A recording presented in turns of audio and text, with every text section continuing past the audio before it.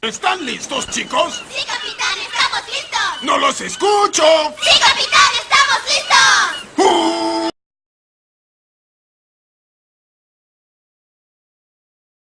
Hola a todos, bienvenidos a este espacio donde les mostraremos nuestro proyecto de investigación.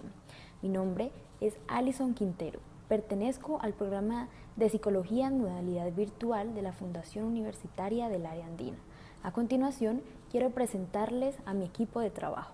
Hola, mi nombre es Laura Sofía Bailandia, pertenezco al programa de Psicología Virtual de la Universidad Área Andina, soy de Bogotá y le doy paso a mi último compañero. Muy buenas tardes para todos, mi nombre es Mónica Ruiz Rincón, estudiante de Psicología segundo semestre.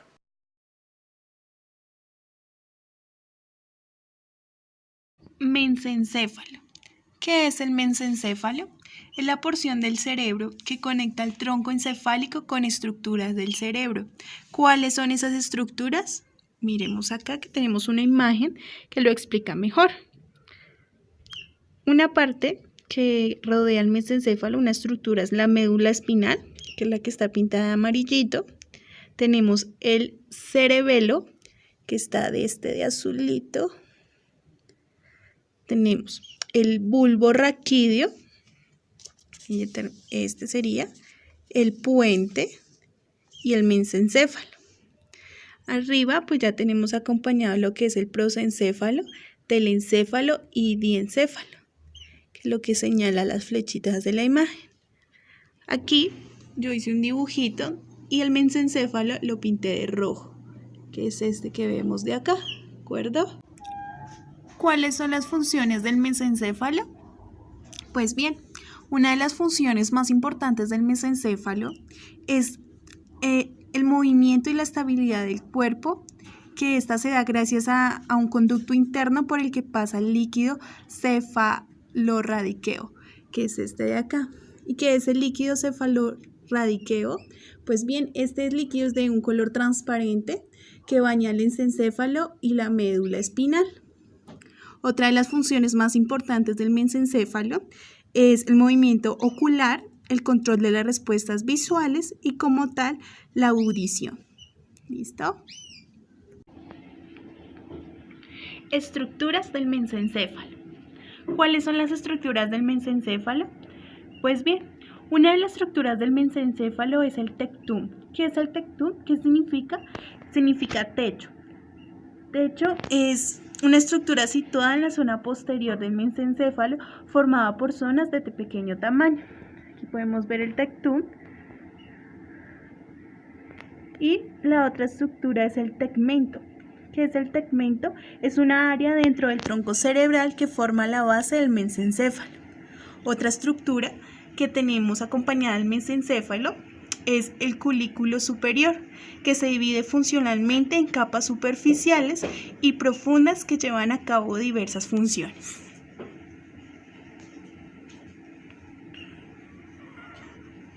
Patologías del mesencéfalo. Síndrome de Weber. Es una hemorragia en la región vertebral mesencefálica. Se caracteriza por la afectación del fascículo del tercer nervio craneal. Tenemos los signos y los síntomas, como es no hay reflejo de acomodación, parálisis de brazo, pierna, parte inferior del rostro. Síndrome de Parkinson. Es un trastorno del movimiento que ocurre cuando las células nerviosas no producen suficiente cantidad de sustancia química conocida como la dopamina. Plano anatómico.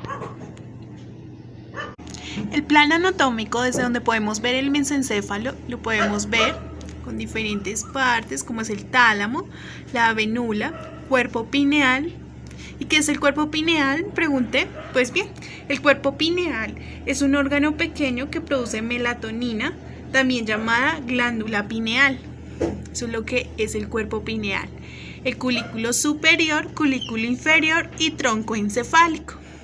Aquí podemos ver cómo se diferencia de pequeños colores. ¿Sí? Cada uno tiene su significado respectivo y pues la función que este trae el mesencéfalo. ¿De acuerdo?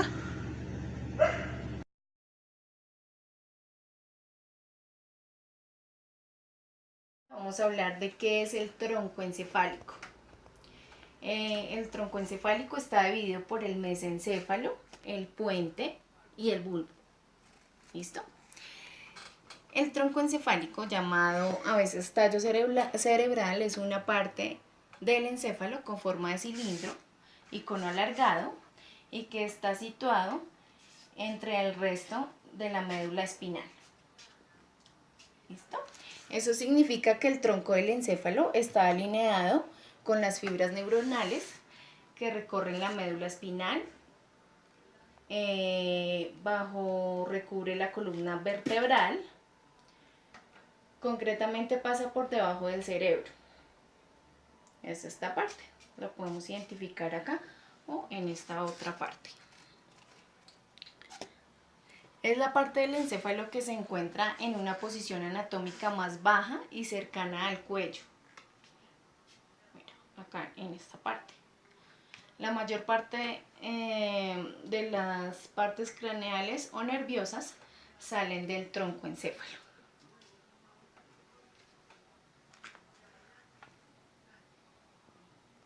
Partes del puente troncoencefálico.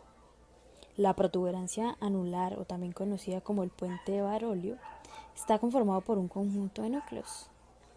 Aquí podemos encontrar un plano más cercano de donde se encuentra ubicado el puente de Barolio, el puente troncoencefálico de nuestro cerebro. Y finalmente podemos verlo aquí en un plano más amplio. Puente de Barolio que se encuentra entre el cerebro medio y el bulbo raquídeo. Bueno, el puente troncoencefálico, como ya lo había mencionado, está conformado por un conjunto de núcleos. Estos núcleos consisten en grupos de neuronas que se encargan de funciones similares, tal y como lo vamos a escuchar a continuación. El núcleo motor somático abductor es el encargado de la aducción del ojo, del movimiento del ojo. El núcleo motor especial del trigémino tiene que ver con el nervio trigémino, tal y como lo dice su nombre, y consisten básicamente en movimientos viscerales. El núcleo motor especial del facial, al igual que el núcleo motor especial del trigémino, se encarga de ciertos movimientos viscerales. Y finalmente se encuentra el núcleo salivatorio superior. Las funciones de este núcleo son vegetativas y por tanto En este momento vamos a hablar del puente troncoencefálico. Empezaremos hablando de sus funciones.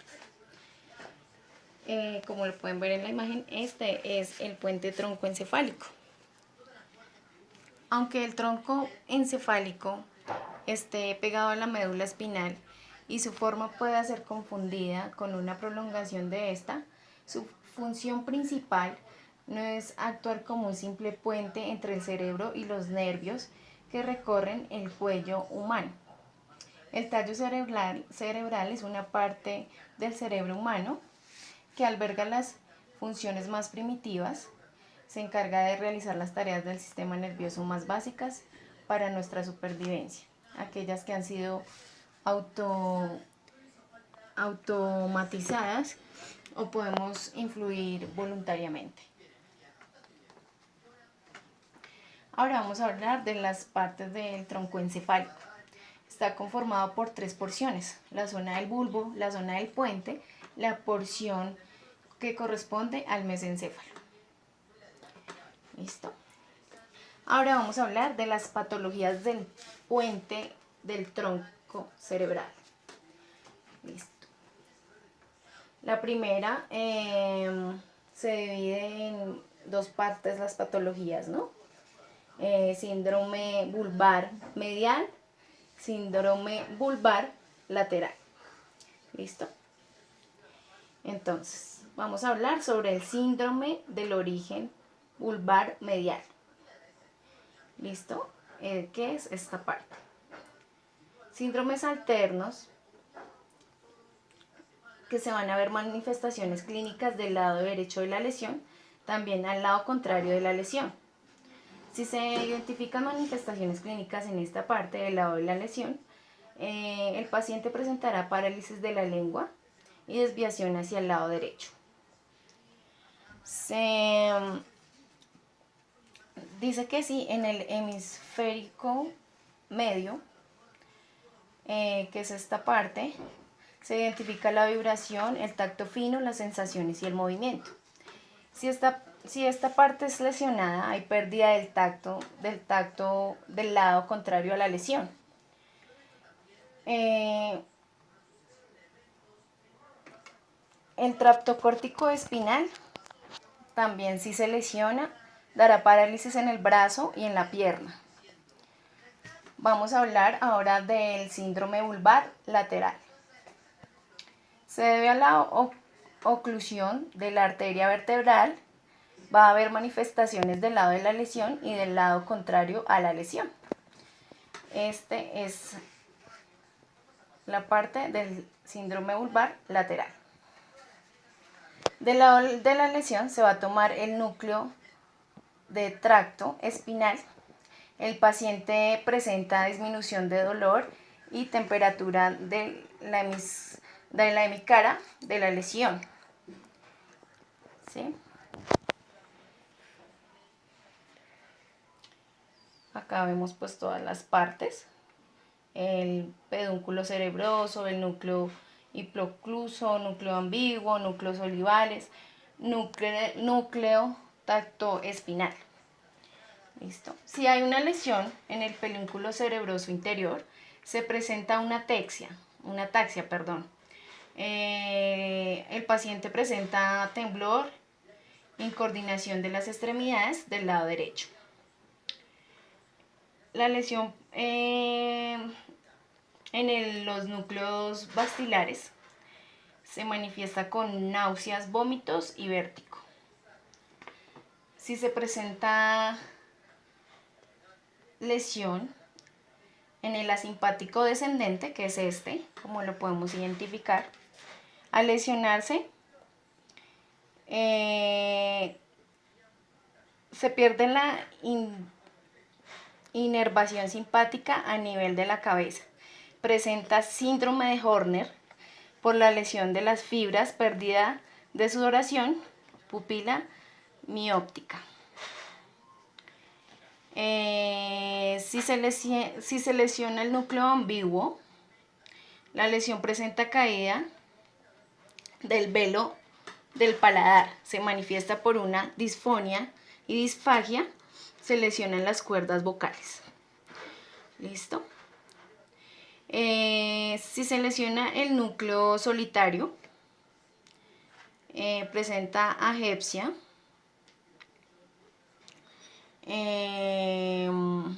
recibe información del gusto, pues ese núcleo es, como lo hablamos anteriormente, el que presenta el gusto. Entonces si se lesiona, vamos a perder el gusto.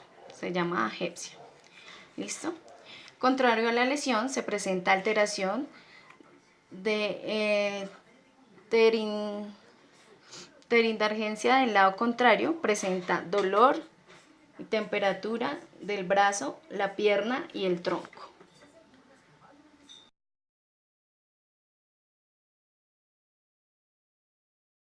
Bulbo raquídeo. En el sistema nervioso central, exactamente en el encéfalo, se distinguen tres regiones: el cerebro, el cerebelo y el bulbo raquídeo.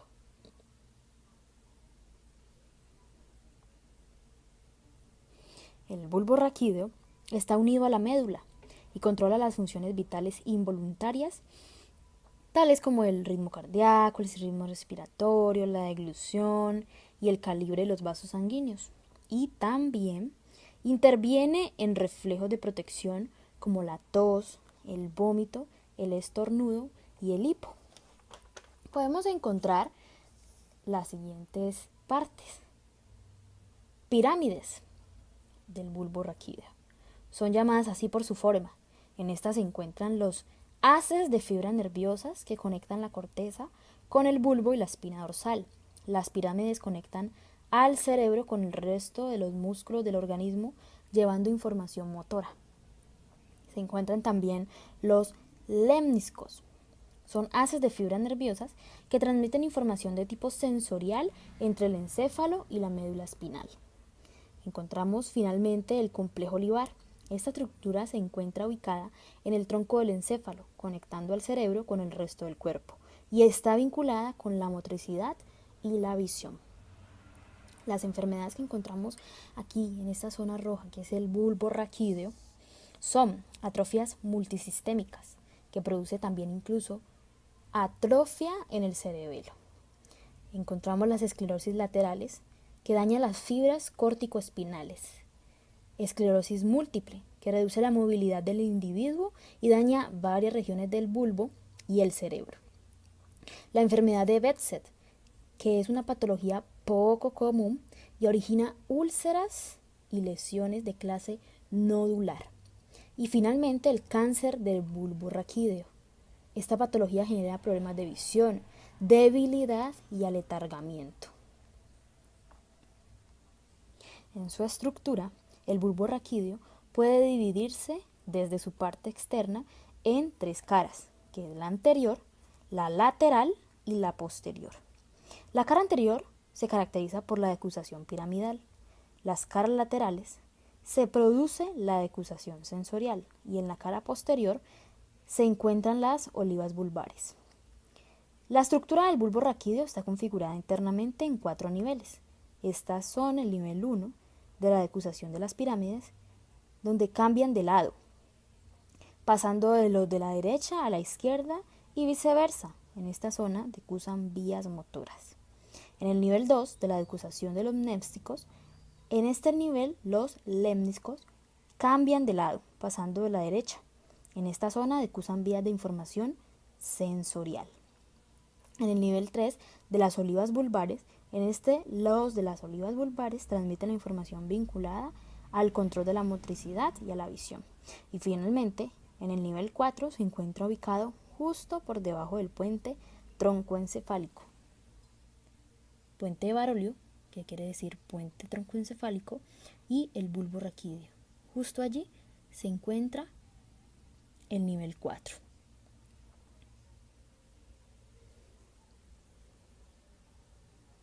La ubicación del bulbo se encuentra en la parte baja del tronco encefálico, como lo habíamos ya mencionado, y se conecta con la médula espinal. En el bulbo raquídeo podemos encontrar núcleos de sistemas de sustancia gris y que funcionan nerviosamente y son vitales para el cuerpo, tal como el núcleo de la oliva, el núcleo cocleares, el núcleo geniculado, el núcleo de gracilis y coneiforme, el núcleo sensorial del trigémino, el núcleo ambiguo, el núcleo del tracto solitario, el núcleo dorsal, el núcleo ambiguo, el núcleo del vago, el núcleo del trigémino, y que todos van vinculados a la información de dolor, temperatura y el sentido del tacto, la vinculación con el gusto, la sensibilidad de las vísceras, el sentido del tacto y el estado del cociente, los vínculos de la función de la visión y la audición, también con la audición y finalmente con la alimentación y digestión. De esa misma noche, varios días después. Absolutamente todas y cada una de nuestras capacidades y habilidades, tanto motrices como sociales o emocionales, se rigen y coordinan desde las diversas estructuras que conforman la totalidad del encéfalo.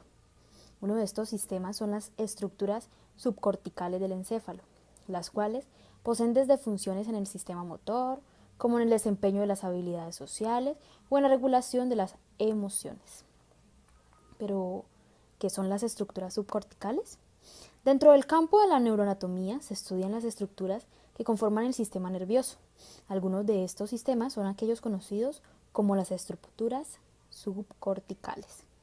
El sistema o estructura subcortical, localizada en ambos hemisferios cerebrales, está compuesto por aquellos centros cerebrales que se ubican entre la sustancia blanca, situándose cerca de la región lateral y ventral de los ventrículos laterales. Como información complementaria, cabe resaltar que la materia blanca es la materia que compone el 60% del cerebro. Y esta sustancia está formada por una gran cantidad de fibras nerviosas, las que a su vez contienen los axones neuronales. Estos axones se caracterizan por estar recubiertos por una vaina de mielina que los protege y favorece la rápida transmisión de las señales eléctricas nerviosas. Como se mencionaba anteriormente, la estructura subcortical está conformada por diferentes núcleos, concretamente por 4: el hipocampo, el cerebelo, la amígdala y los ganglios basales. Cada uno de ellos con una localización y unas funciones específicas, por lo que en este caso, en un caso de lesión, la persona experimentará una disminución significativa en toda una serie de capacidades y habilidades psicológicas y mentales en general.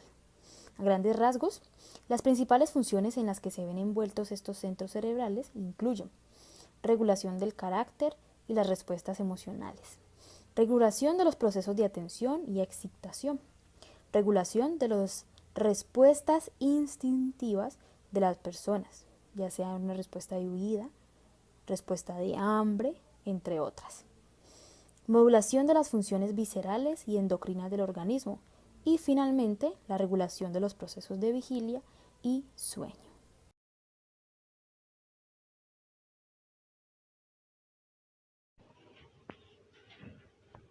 Amígdala. ¿Qué es la amígdala? Bueno, nosotros normalmente sentimos este tipo de emociones como es la sorpresa, el miedo, el afecto, el cariño. Estas emociones dependen de una serie de circuitos que son capaces de organizar la percepción y la emoción. Estas más que todo se acoplan a un sistema que es el sistema límbico y que este sistema límbico da paso al sistema de la amígdala. Este sistema de la amígdala, la función es como integrar todas las emociones con los patrones de respuestas correspondientes, ¿sí? Es donde puede agrupar todas las emociones que los seres humanos sentimos. Aquí podemos ver dónde se ubica la amígdala. ¿Sí? Es una bolita chiquita, chiquita, chiquita dentro del cerebro. Ahora hablaremos de las funciones y las patologías de la amígdala. ¿Listo? Las funciones. Vamos a empezar con las funciones de la amígdala. La amígdala está situada en esta parte, como lo podemos identificar.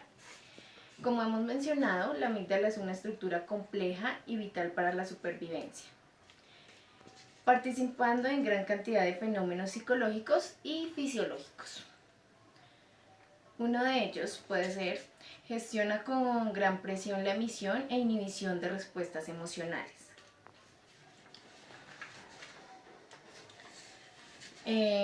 También maneja tanto a nivel consciente como a nivel inconsciente, siendo su función más estudiada y una de las más relevantes. Asocia a experiencias que vivimos sensaciones como alegría y felicidad. Participa también en emociones de carácter más adaptativo. Ahora nos dirigiremos a hablar de las patologías de la amígdala.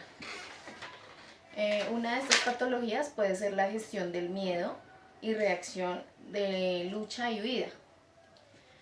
Entonces, pues, una de las funciones principales y es pieza clave para la supervivencia. Cuando nosotros nos presentamos con miedo, entonces la amígdala nos ayuda a reaccionar de esta manera.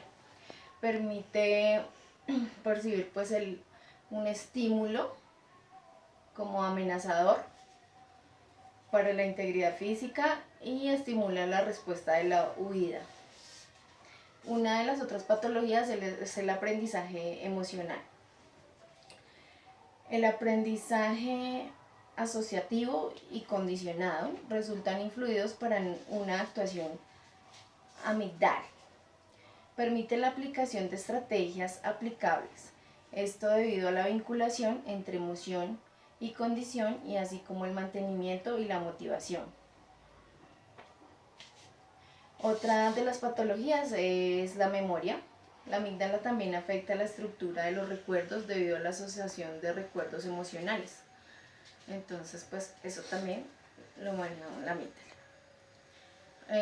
También respuestas de saciación. Tiene cierta influencia con el control de la ingesta, contribuye al mantenimiento a través de la homeostasis de la recepción y saciación, ¿sí? Entonces pues depende de eso que nos sentamos satisfechos. También una de ellas es la regulación de la conducta sexual. Permite la asociación de los diferentes estímulos como el placer. Otra de las patologías es la agresividad. El mal funcionamiento de esta puede proporcionar la pérdida de reacciones a agresividad y autodefensa. Eso es todo por ahora.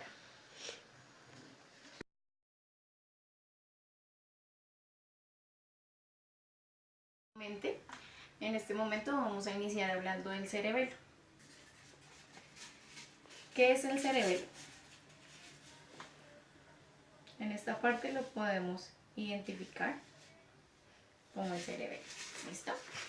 El cerebelo es más que una especie de hermano menor de la neocorteza, arrinconada, medio oculta entre el lóbulo occipital y el tronco del encéfalo. Esta curiosa estructura es una de las partes más importantes del cerebro. Se considera que en la mayoría de los casos el buen funcionamiento del cerebelo es indispensable para que podamos sobrevivir. El cerebelo es una de las zonas del encéfalo con mayor densidad de neuronas. De hecho, la mitad de las neuronas están ubicadas en esta estructura. ¿Listo? Ahora vamos a hablar sobre las partes del cerebelo. ¿Listo? Entonces, acá podemos identificar el cerebelo y estas son las partes.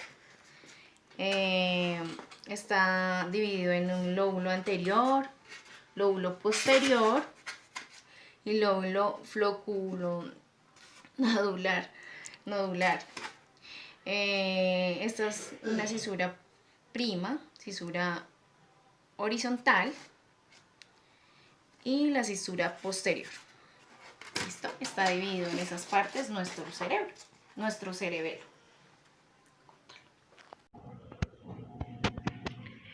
Cerebelo, funciones. El cerebelo destaca por ser un centro de coordinación y organización del movimiento. Debido a sus emociones, el cerebelo puede participar en los circuitos neuronales que tiene un papel destacado en la regulación emocional. Podemos ver las diferentes partes del cerebelo. Patologías del cerebelo. Cuando usted toca el piano o golpea una pelota de tenis, está activando el cerebelo, debido a que el cerebelo es el área del cerebro que controla la coordinación y el equilibrio. Los problemas con el cerebelo incluyen cáncer, enfermedades genéticas, ataxias, que consisten en la falta de control muscular en los brazos y piernas y que terminan en trastornos del movimiento. Y finalmente la degeneración del cerebelo, que son causados por células del cerebro que disminuyen en tamaño o se consumen. Existen tratamientos para estos problemas del cerebelo y que dependen de la causa. En algunos casos no existe una cura, pero el tratamiento puede ayudar con los síntomas.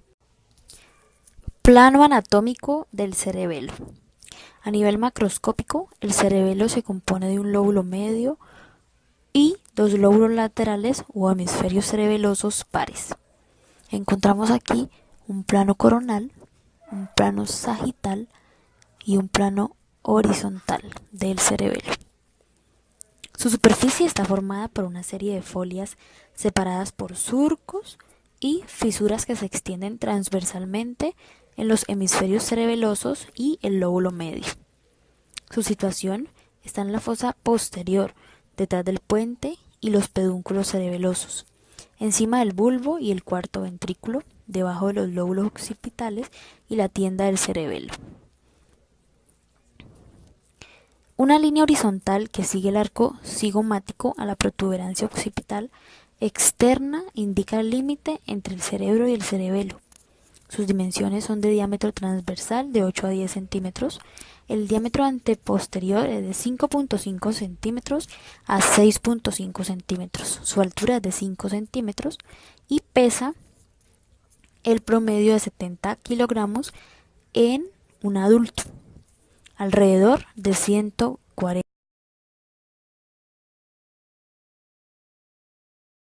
¡Bob Esponja!